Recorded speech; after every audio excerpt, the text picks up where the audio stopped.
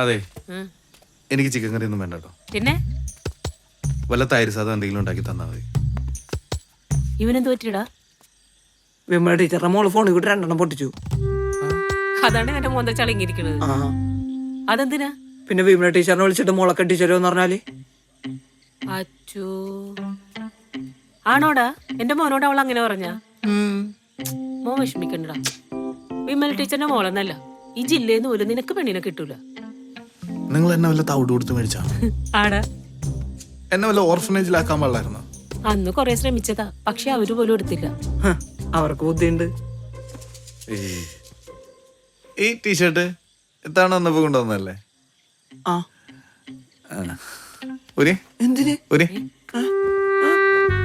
ഡാ, എന്നാ ഈ പാന കൂടി കൊണ്ടുപോയിക്കോ. തനിക്കൊരു ജില്ല പെണ്ണ് കിട്ടുന്നുണ്ടോ?